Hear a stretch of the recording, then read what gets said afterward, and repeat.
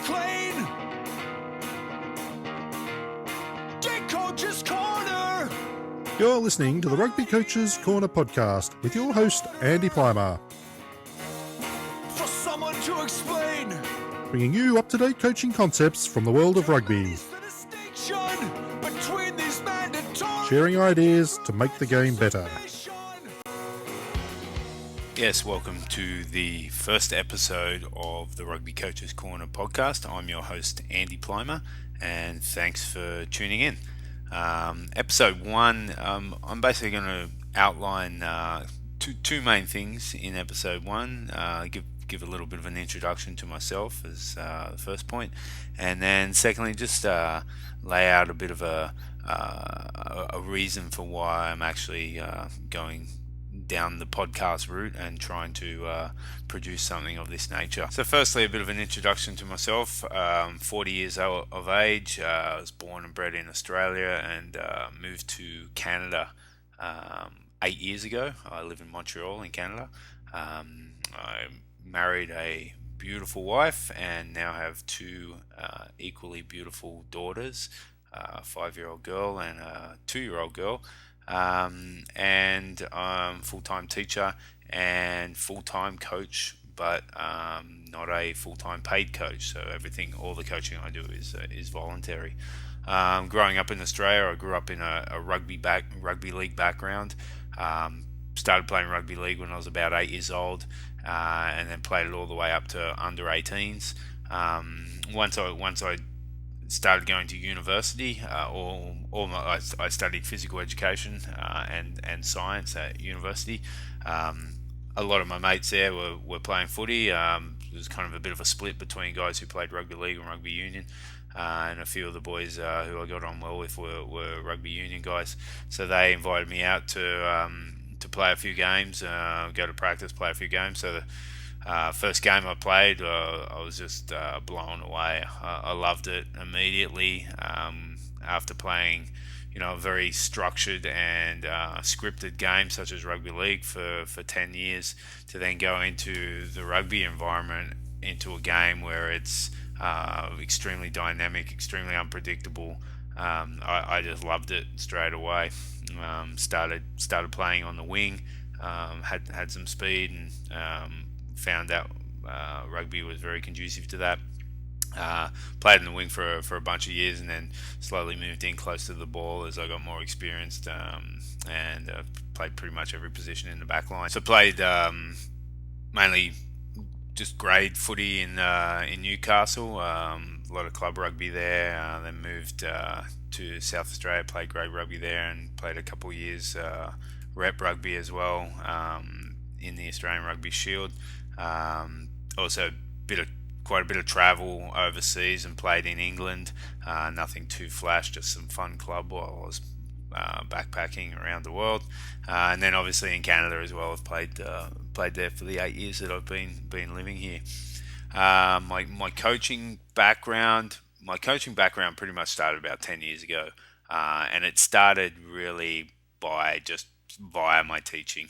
And if you're a teacher, it lends itself extremely well to coaching. And I was doing some teaching at a couple of schools, and I just helped out with a couple of rugby teams there, some boys and girls rugby teams, and nothing big, nothing amazing. And to be honest, I wasn't fully invested in it, but I enjoyed it, but wasn't thinking long term, hey, I'm going to be a rugby coach, and that's going to be what's going to be driving me for a long period of time. So yeah, it started like that, and then ended up, when I moved over to Canada, started coaching at a club, and was a player coach for 3 years.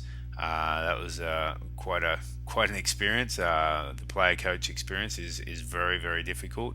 I made a huge amount of mistakes. I pretty much just coached the way I'd been coached, which after about a year and a half, I realized that was fundamentally flawed, and I had to make some serious changes.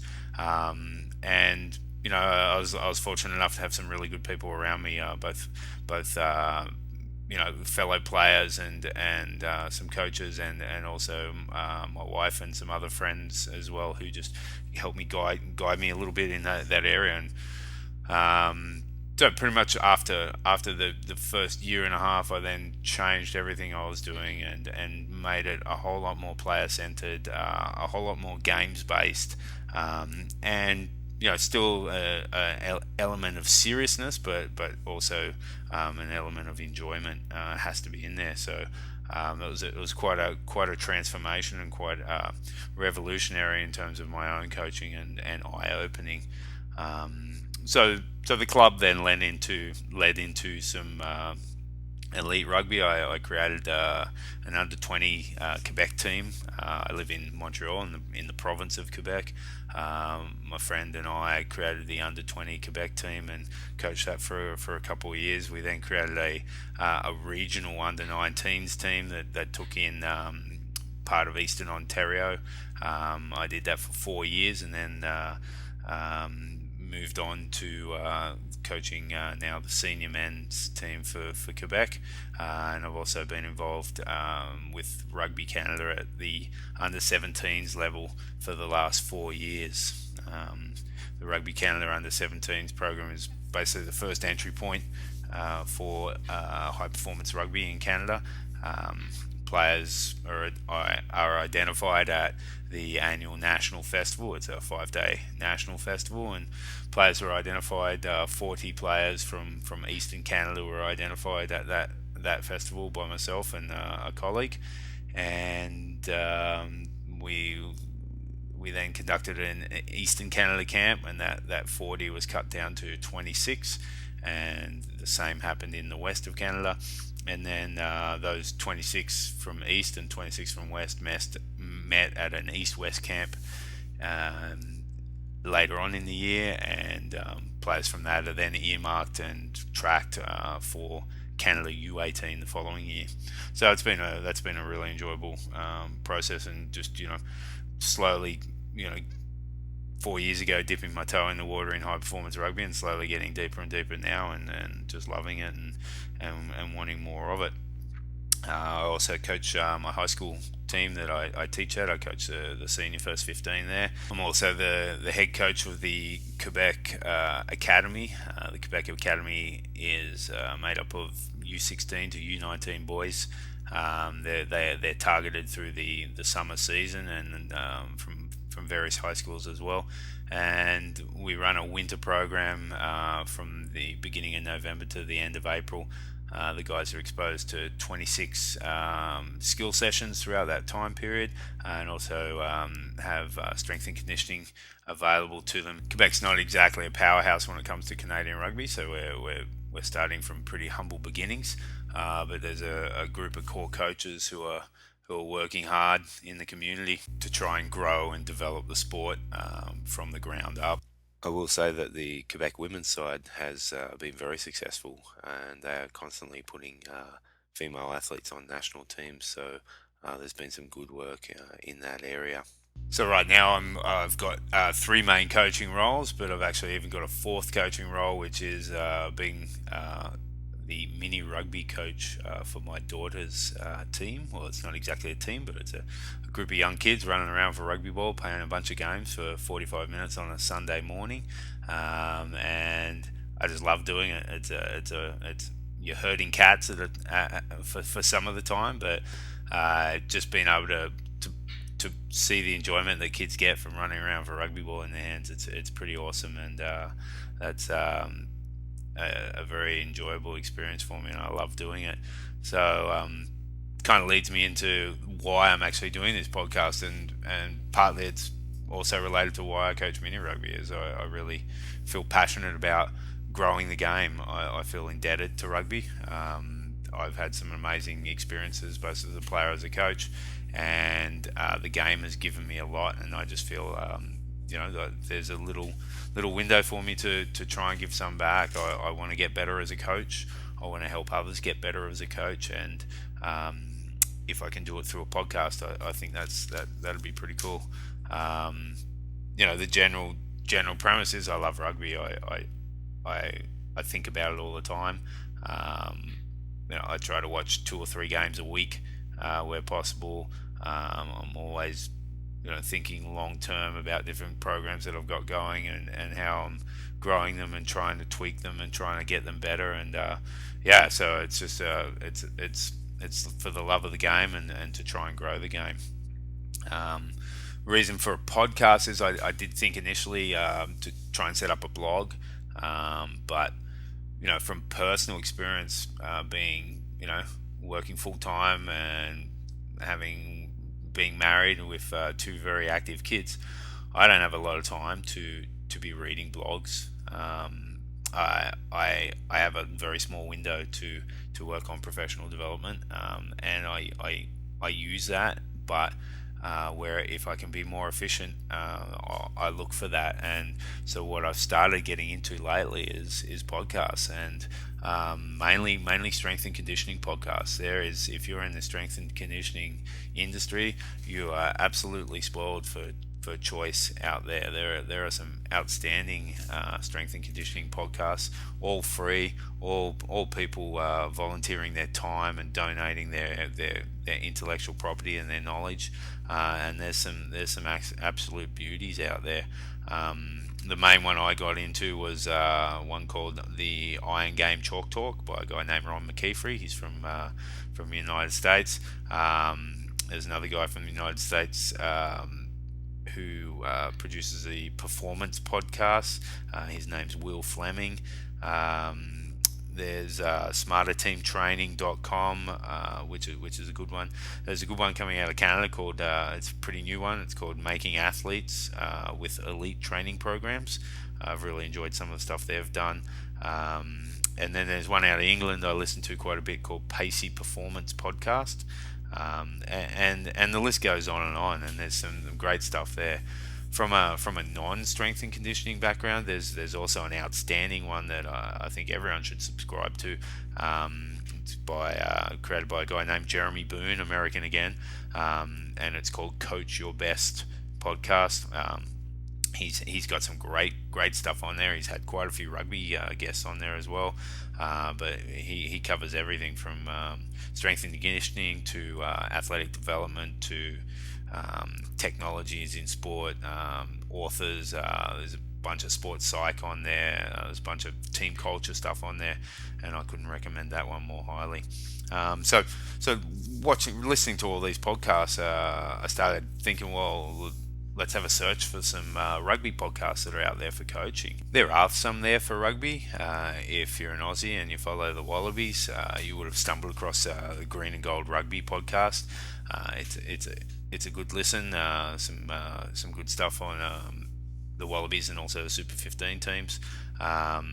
Irish rugby fans. There's also Rugby On and Off the Ball. That's a great one. I really like listening to that one. And there's a couple other floating around. There was Rugger Matrix for a while, but that one's doesn't seem to exist anymore.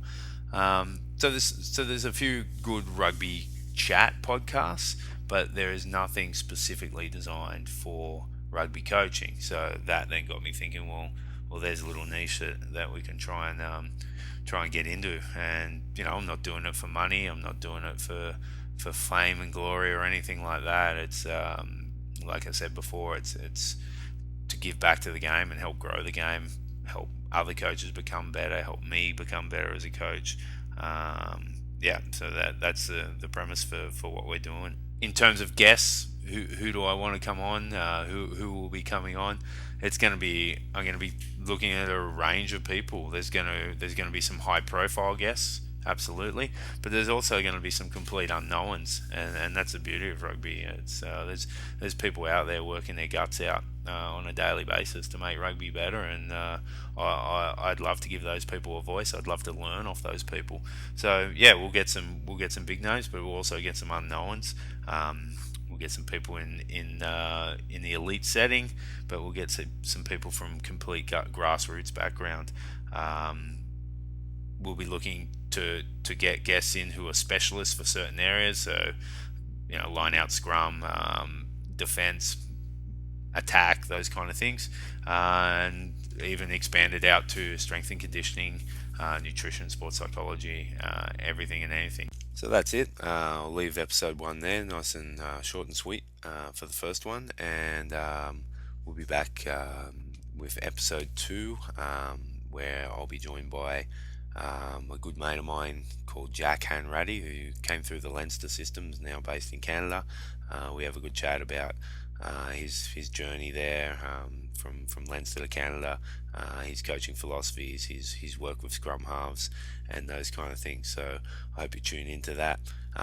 Also, just a quick shout out too. The initial recording of this first episode was done in June of 2015, and I've just discovered on iTunes that there is a that was set up in August, a podcast titled Rugbyology. So big shout out to those guys. Also, noticing that there was nothing available for rugby coaches out there, so they beat me to the punch for sure for getting their show up. But all good, and I just think it's great that there's now going to be 2 resources out there for coaches, and that's just going to make rugby better. So great job to those guys, and I'm sure I'll be in touch, or we'll be in touch at some stage. So thanks for tuning in to the first episode. Episode 2 is already up, so you can download that. I'll keep chipping away and searching out guests to try and make all of our coaching better. So thanks again for downloading, and I'll see you in the next episode. Cheers. This game I just can't let it go. Thanks for listening to the Rugby Coaches Corner podcast. What kind of world you want? If you enjoyed the show, please leave a review via iTunes and keep listening for the next episode.